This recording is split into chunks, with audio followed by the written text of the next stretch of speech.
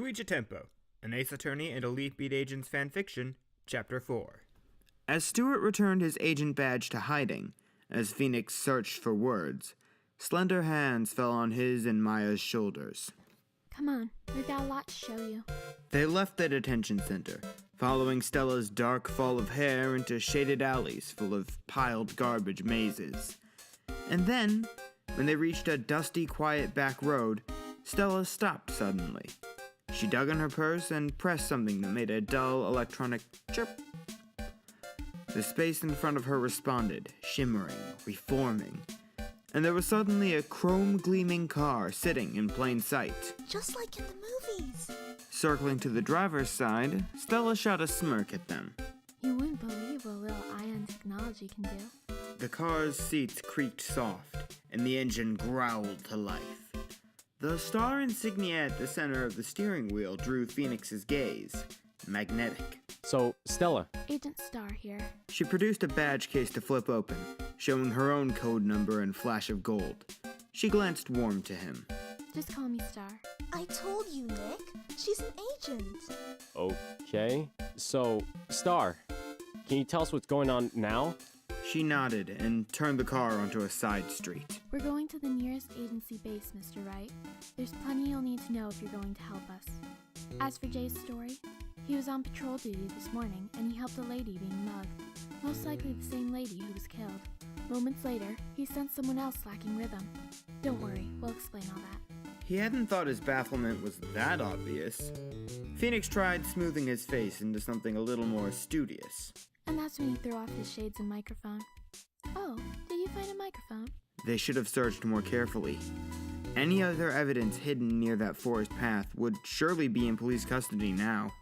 The opportunity lost. No, we didn't find it. I'm sorry. A grimace washed brief over Starr's face.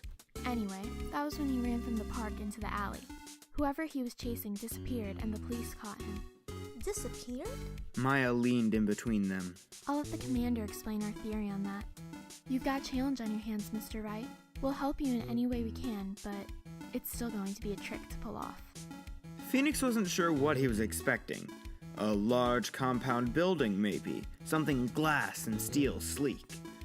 But the car purred to a stop outside the worn gray of an ordinary office building. The car door's thump resounded in the empty lot. Soot-dark alley walls surrounded them, and Phoenix looked up to the shard of blue sky. It made sense, he supposed. Agents were obviously good at staying out of sight, and who would bother to look closely at a place like this? He rounded the car's gleaming hood and let his female friends take the lead. So, is there a cool secret agent entrance? Maybe a DNA test or a retina scanner? Do we get to backflip through laser beams? Coming to a door, one with a number pad in its dingy surface, Starr smiled warm at Maya. Sorry, nothing that interesting. Oh. She watched Starr's fingers flurry over the digits, a clicking tune. That's not very dramatic. Opening the creaking door, Starr ushered them in with a waved hand. Well, technology is all about picking your battles. And Maya's free time seemed to be all about renting her movies. Phoenix paused in the dim hallway. Starr waited to follow them, looking around, breeze stirring her blouse's ruffles. Secrets always forced people to watch their backs. After a few duty-wary seconds, she came in and let the door groan-click closed. Welcome to Elite Beat Agency Base, Alto. I know, it doesn't look like much right now, but wait till we get to the lower levels. Fluorescent lights flickered overhead, and Starr's heels clacked harsh on the off-browned laminate. The frosted glass doors and dull plaster looked a lot like the Wright & Co. office's entrance, years away in a future without sympathetic janitors. If this place's aim was to look unimpressive, it was doing a marvelous job. Are these agent offices? Don't tell me you have to do paperwork. Only if you're bad. Phoenix, in all honesty with himself, couldn't tell if she was serious. She stopped at a set of silver elevator doors and turned to Maya, regret drawing her brows. I'd give you a full tour, but everything in here is on a need-to-know basis. Sorry. There are no lasers or anything else fun, I promise. Not on this floor, anyway. The elevator slid open with a mellow chime, and they stepped in. Phoenix kept careful watch over Maya, nightmare visions of her disappearing to borrow secret agent equipment lurking in his imagination. As the doors closed, and as the elevator rumbled downwards, with no pressed buttons to guide it, Starr leaned on the wall to regard them, her head canted. It was a look of confidence. Phoenix could see that now in the gentle calculation dancing behind those tinted glasses. You'll be briefed on arrival. Thought laced her agent jargon. She was trying out the words in a new context. Arrival on the next floor, that is. I think my role here is done. So, I'm glad you're the ones on the mission. Mr. Wright, Miss Faye, best of luck to you. A sudden sharp urge inside Phoenix hated the formality, the misters and misses and the distance they created. He bit back a Call me Phoenix. and nodded, shifting grip on his briefcase handle. Starr, Maya twisted her robe's hem between her fingers. will we ever see you again? She smirked broad at that. When you wonder if you're going to see someone again, the answer is maybe, no matter what. And however odd it sounded, Phoenix realized, glancing to his fey companion, it was very, very true. With another chime, the elevator doors opened and Phoenix followed Maya out, eyeing the surroundings over her top-knotted head. The walls shone cleanly white, and that was all he noticed before movement caught his eye. Someone brown-haired and dressed in vivid scarlet jerking to a stop in front of them. Mr. Wright? Miss Faye?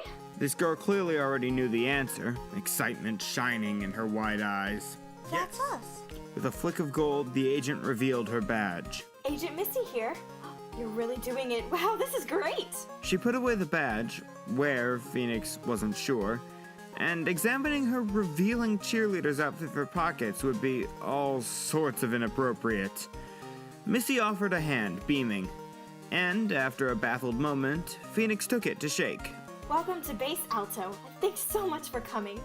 You're the perfect team for the mission, I just know it. The word mission began to itch. What did the agents have in mind? A full-scale courtroom invasion? An eternity passed while Missy gazed up at him, radiating delight with a bonfire-like intensity, before she moved on to Maya, taking her hand for a much briefer moment. Okay, so I'm supposed to take you to the commander. Missy turned, twin braids whipping, and beckoned. He's right this way. Let's go, please. And the trek resumed, and Phoenix took in as much as he could. The blinding white all around, the computer-paneled security station Missy must have come running from, steel doors evenly spaced in the corridor. He thought he would have noticed Starr slipping away. Well, the commander's not really this way, but his satellite uplink is. Missy peered over her shoulder at them, braids bouncing with her stride, tinted glasses flashing. Everybody's on tenterhooks over poor Jay. We're all behind you on this one, Mr. Wright. Faintness fluttered in him, the nerves that ushered in every case he had ever defended. Phoenix raised a hand to his neck. Everybody? Oh yeah, the whole agency. She banked sharp around a corner, heading deeper into the bright-lit warren. You're taking care of one of our own, Mr. Wright, and we know you're good. Go get him. He swallowed and hoped hard that wasn't a wink Missy shot back at him. You really are famous, Nick. Maya's ever-subtle elbow jabbed at his side. You'd better sign some autographs before we go. I'm just a defense lawyer. A great defense lawyer Who helps innocent people. when they need the help, Maya balled determined fists. And when they have nowhere else to turn. when the odds are stacked a mile high. Missy turned a circle, walking momentarily backwards, sweeping a dramatic red-clad arm. And it's down to the wire, and only the very exceptional best will do. Yeah, that's him, all right. A shared grin flashed between the girls. Phoenix tried, and couldn't stop the smile tugging at his own face. Their path wound, more featureless white until Missy stopped sharp. Phoenix heaved against his own momentum and hoped for a panic-blinding instant not to step on her. Right here. Ready? Maya nodded, too quickly. And nothing in the world could have prepared Phoenix, but unfortunately that had never stopped him before. Faint sketches of boardrooms fled Phoenix's imagination as soon as he walked in. The uplink room looked more like an office break room, open and cafe sleek, all white and black and chrome. What a high-tech coffee machine. Maya seemed to be referring to one of the silver appliances gleaming on a far countertop. I'll bet you discuss agent business over fancy cappuccinos, don't you, Missy? Shaken, not stirred. Phoenix shifted on his feet. I don't think anyone shakes coffee. Caffeine is bad for you. That thing's a juicer, and I never want to see a carrot ever again. She perched on a tall, black chair, draping one leg over the other. Everything's a go, Commander. Phoenix hadn't noticed the video screen until it hummed to life. It was a full wall lighting up, and there, behind a desk, sat a gray-haired man wearing a military uniform. His hands were laid together, thought lining his face. Thank you, Agent, and welcome, Mr. Wright, Miss Faye, to Base Alto. I am Commander Kahn, head of the task force we call the Elite Beat Agents. Thank you for joining us. His authority wasn't a look, wasn't a sound, so much as an instinct. Commander Kahn was to be obeyed. Phoenix straightened, gripped his briefcase handle tight, and nodded. Maya's salute caught the edge of his vision, and he winced inside. You have questions, I'm sure, so I'll begin from the beginning. Kahn adjusted his sunglasses. They flashed jade, and he leaned forward. Our world is one driven by music. Every living thing exists to a rhythm and a beat, even one as simple as a heartbeat. And in the right hands, music can be a powerful force. Music power. When a person is scared and overwhelmed, their rhythm falters. It's a difference as clear as day to those able to sense it. Sense it? Like hearing a string played and recognizing that it's out of tune, or recognizing that a band is playing out of sync. Music sense is a rare gift. With enough practice, a person with this gift can hear the innate rhythm in the world around them. They can make their body an instrument and channel the very essence of life. That's what my agents do when a person needs help. Music sense. It sounds almost like spirit channeling. Spirit mediums and Elite Beat agents are a lot alike, Miss Faye. Our training protocols drew inspiration from the Kurine technique. Oh, you know about that? Yes, and that's why this murder accusation is so serious. I'm sure you're familiar with Misty Faye, and the way her channeling was used in an attempt to solve a murder case. Quiet hung thick. They both knew. The worn edges of case files stirred in Phoenix's memory, sorrow heavy. That seance had an unfortunate result, because... Kahn paused, maybe looking for tactful words. Such uncommon abilities are difficult for the public to grasp. It can't be rationalized. They become suspicious. So mediums keep their talents within their traditional villages, and the Elite Beat Agency doesn't technically exist. Not on any records, and not as far as any government official knows or will state. His jaw tightened. Mr. Wright, Miss Faye, Agent J cannot be tried for murder. That would expose our operations. That could confirm the existence of the Elite Beat agents, and that would defy our investors' trust. Then where? You'll be defending a Mr. Stuart Julian Lowe, and as far as any and all records show, he is not a member of any agency. Realization widened his eyes. Dread gathered. But that's... Kahn folded his hands on the desktop. To be frank, yes. We're asking you to lie, Mr. Wright. But it's for the good of everyone involved.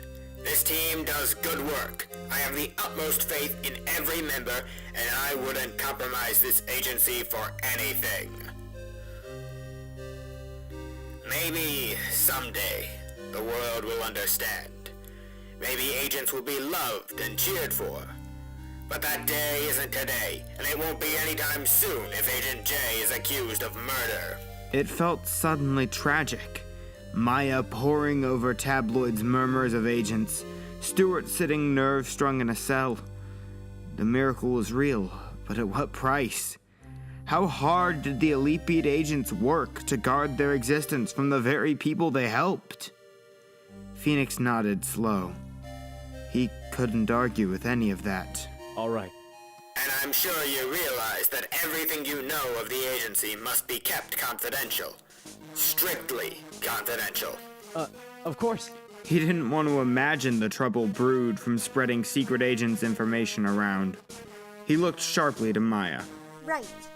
Excellent. As you know, we don't have much time.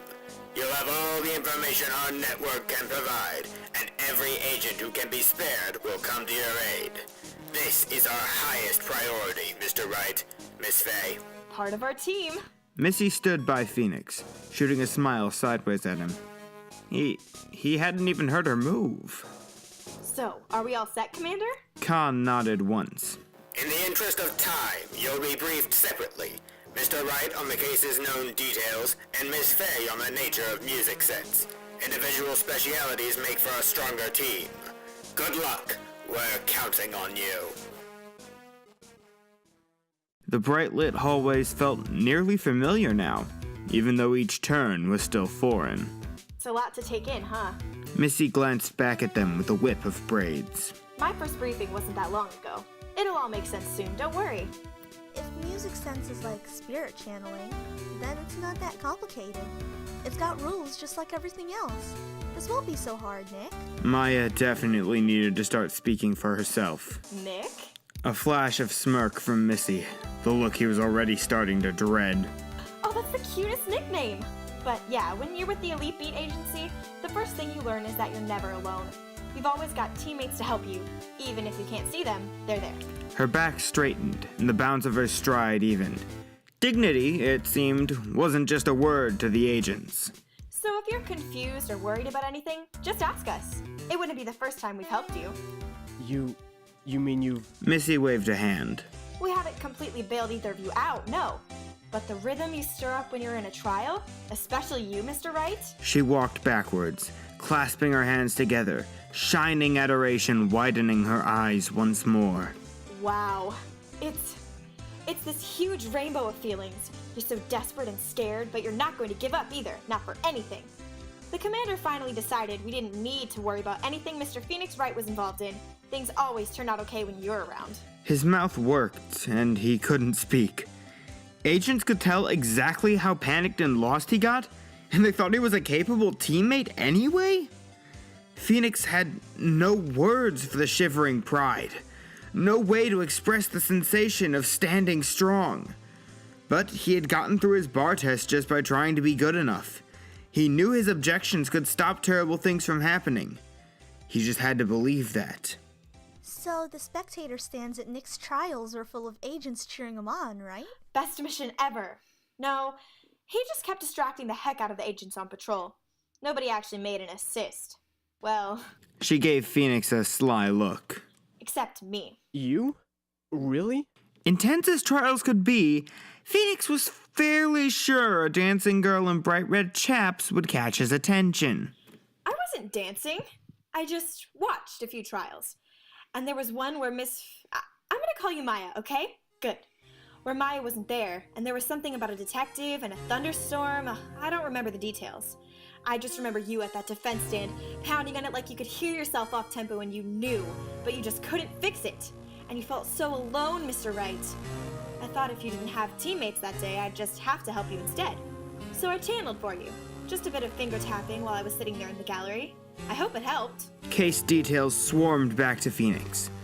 Yes, he had fought alone on that court day, with Lana tight-lipped, Emma oblivious, and Gant a cold-eyed predator across the courtroom. No phase stood by him, and he had somehow heard Mia's murmur of encouragement anyway. Maybe music had played a role then. Maybe his new allies weren't so new after all. Anyway. Oh, hey, Starr. They rounded a corner, and there leaned a familiar figure. She wore cheerleader scarlet, and her tumbling hair was blonde now, but she gave the same considering gaze through tinted shades. Hello again. I'm on call until all this is over. No missions. Can I help with the briefing? Sure. Missy turned, jerking a thumb at Starr. Our master of disguise here. She gets all the cool undercover stuff. So, Maya, we'll be briefing you all about music sense. Right this way, please. Mr. Wright, you're right through here. Agent Fox will go over the case details with you. He nodded. Time to get down to more business. I don't know if I'm much good at dancing, but I'll try my best. Maya turned eager bright eyes to Phoenix. Yeah, later, Nick. He managed to close his mouth as the three of them left, clacking shoes, vivid colors, and Maya and Missy's bright voices. Rubbing his neck, Phoenix faced the open doorway and hoped for the energy to keep up.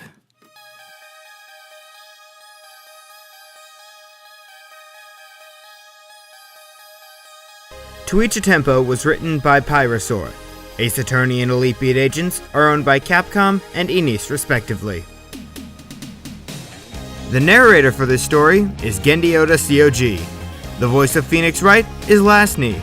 The voice of Maya Fey is Miki. The voice of Agent Starr is Swivelswirl. The voice of Agent Missy is Airbricka. The voice of Commander Kahn is also Genndy C.O.G. Thank you for listening, and we'll see you next week.